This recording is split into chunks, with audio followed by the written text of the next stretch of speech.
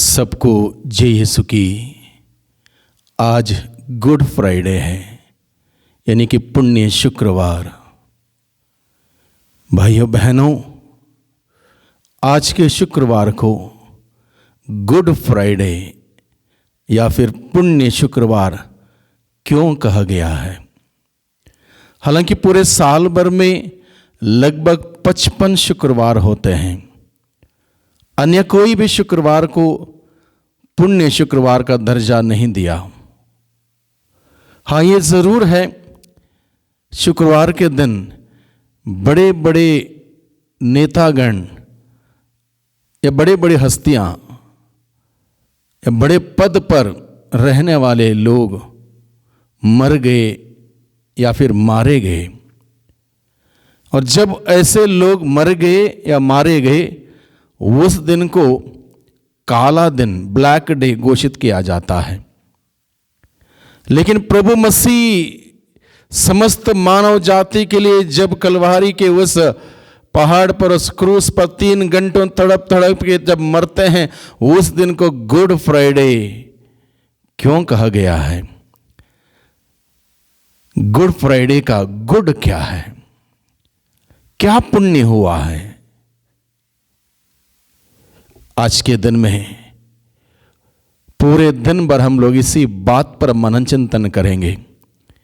Good Friday पर, good Friday में क्या गुड हुआ है, इस बारे में क्या पुण्य हासिल किया गया है, इस बारे में हम लोग मनन चिंतन करने वाले हैं। तो हम अपनी ध्यान उस कलवारी की ओर लगा के रखें। उस कलवारी पर धरती और आसमान के बीच में अपने दोनों हाथों को फैलाते हुए उन 3 कीलों के माध्यम से अपने हाथ और पैरों को भेद दिए हुए उस यीशु मसीह को हम देखें।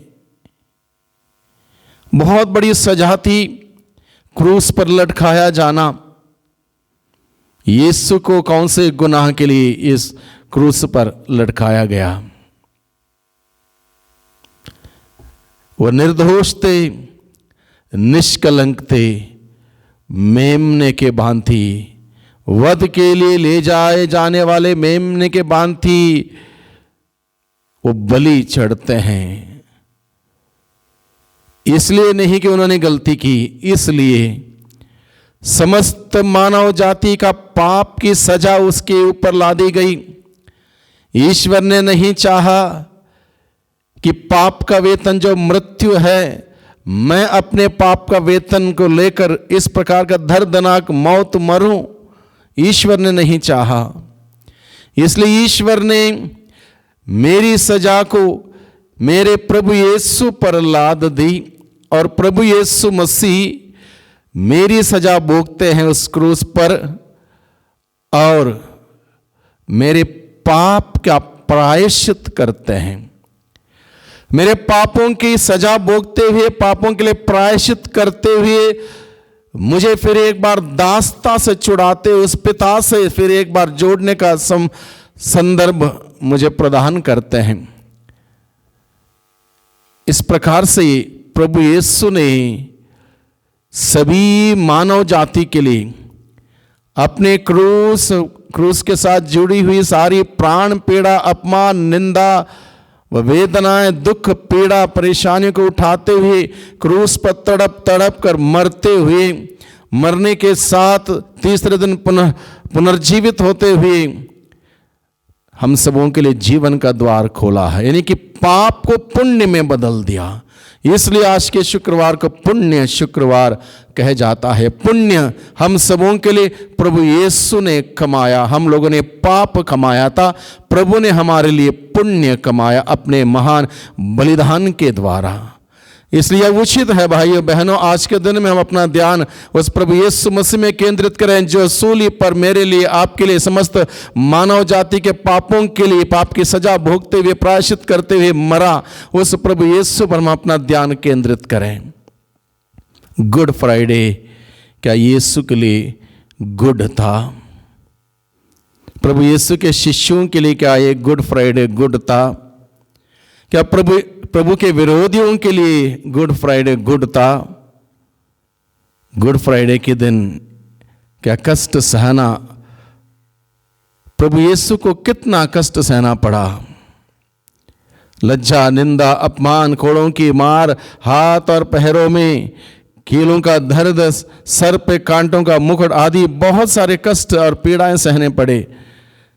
तो प्रभु यीशु मसीह के लिए गुड नहीं था। प्रभु यीशु के शिष्यों को तो बहुत ही डरावनी बात रही, डरावना अनुभव रहा। वो डर गए थे, घबराए हुए थे, उनके सारे सपने टूटे हुए थे। प्रभु यीशु के विरोधियों को कुछ पल के लिए जरूर लगा होगा कि अब सब कुछ समाप्त हो गया है। इसलिए यह बहुत अच्छा हुआ, प्रभु के विरोधी ने सोचा होगा। लेकिन हकीकत में गुड फ्राइडे गुड केवल उन लोगों के लिए है जिन्होंने प्रभु यीशु मसीह पर विश्वास करते हुए अपने पापों के लिए पश्चाताप किया हो और प्रभु यीशु मसीह के प्रायश्चित का फलस्वरूप मुक्ति प्राप्त की हो। उन सबों के लिए गुड फ्राइडे गुड है। प्रभु यीशु ने सभी मानव जाति के पापों की सजा भोगते हुए पापों का वेतन मृत्यु को समाप्त कर दिया और अपने पुनरुत्थान द्वारा सबके लिए जीवन का द्वार खोल दिया। उसमें जो भी विश्वास करेगा उनके लिए अनंत जीवन प्राप्त है। पवित्र बाइबल बताती है कि सबों ने पाप किया और सभी ईश्वर के महिमा से वंचित किए गए। रोमियो के नाम संत पौलुस का पत्र अध्याय 3:23 में हम पढ़ते हैं, प्रभु यीशु सबके लिए क्रूस पर मरे, लेकिन सबों ने प्रभु में विश्वास नहीं किया।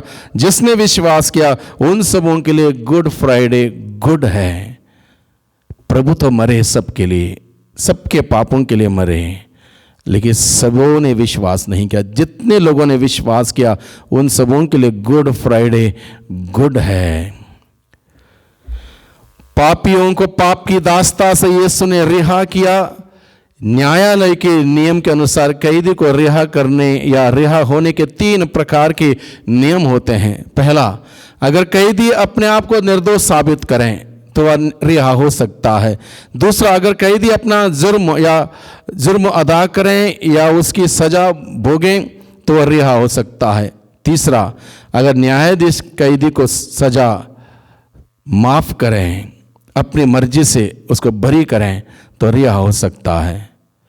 हम लोगों के जीवन में पहला और दूसरा नियम लागू नहीं हो सकता, क्योंकि हम सभी पापी कलंकित लोग ना ही जुर्माना अदा कर सकते थे, ना अपने आप को निर्दोष साबित कर सकते थे। हम लोगों के लिए पाप की दास्ता से छुटकारा पाने के लिए न्यायाधीश ईश्वर की दया की आवश्यकता है। अब बाइबल के अनुसार बिना रक्त बहाए पापों की क्षमा नहीं मिल सकती। इसलिए प्रभु यीशु मसीह सभी पापियों के साथ सहभागी होता है। जैसे कि बाइबल हमें बताता है, मसीह हमारे लिए शापित बने और इस तरह उन्होंने हमको संहिता के अभिशाप से मुक्त किया। क्योंकि लिखा है, जो काट पर लटकाया जाता है वह शापित है, यानी कि हमारे पापों को उन्होंने अपने ऊपर लिया। अब रक्त बहाए बगैर पापों की क्षमा नहीं मिल सकती। ये बाइबल के अनुसार है। हम पढ़ते हैं इब्रानियों के नाम के पत्र अध्याय 9:22 में, संहिता के अनुसार प्रायः सब कुछ रक्त द्वारा शुद्ध किया जाता है और रक्तपात के बिना पाप की क्षमा नहीं मिल सकती। प्रभु यीशु का रक्त पवित्र, निष्कलंक और निर्दोष, केवल वही रक्त के द्वारा हम सबों के पाप का कलंक धुल जा सकता था। इसलिए ईश्वर ने अपने पुत्र यीशु मसीह को अर्पित किया। यीशु मसीह हम सबों के लिए रक्त बहाते हैं, हम सबों के लिए रक्त बहाते। इस प्रकार से वो ईश्वर जो न्यायाधीश अपने पुत्र यीशु के द्वारा हम सबों के पाप का कलंक, पाप का दाग मिटाता है उसके रक्त के द्वारा, और हम सबों को शुद्ध करता है। इस प्रकार से प्रभु यीशु मसीह ने हम सभी पापियों के लिए पुण्य कमाया। इसलिए आज का दिन पुण्य शुक्रवार हम कहते हैं, गुड फ्राइडे, यानी कि हम सबों के लिए गुड हुआ। अगर प्रभु यीशु मसीह सूली पर नहीं मरते, अपना लहू नहीं बहाते, अपने लहू के द्वारा हमें शुद्ध नहीं करते, तो हम पाप की दास्ता में जकड़े रहते, क्योंकि अन्य कोई भी व्यक्ति हमें शुद्ध नहीं कर सकता था, क्योंकि हर कोई पापी है। बाइबल के अनुसार सबों ने पाप किया, सभी ईश्वर के महिमा से वंचित किए गए। निर्दोष निष्कलंक मेमने की आवश्यकता थी और ईश्वर ने उस मेमने को हम सबों के लिए अर्पित किया। उस मेमने ने अपना लहू बहाया, लहू की कीमत से हम सबों को खरीदा, जिससे कि हम सभी फिर एक बार उस ईश्वर को अब्बा पिता कहकर पुकार सकें। ऐसा रिश्ता संबंध प्रभु ने अपनी मृत्यु के द्वारा हम सबों को प्रदान किया।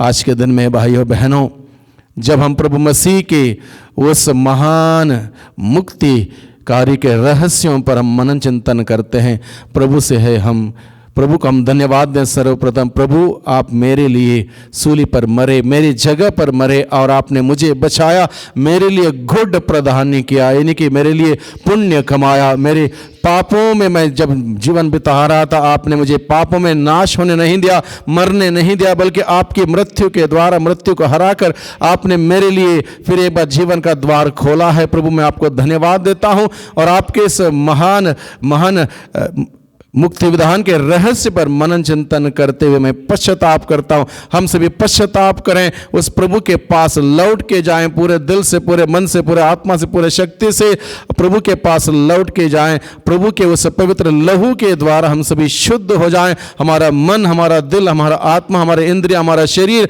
प्रभु के उस पवित्र लहू के द्वारा शुद्ध हो जाएं, जिससे कि हम एक पवित्र जीवन बिताएं, एक नया जीवन बिताएं। ये प्रभु यीशु में एक नया जीवन बिताएं।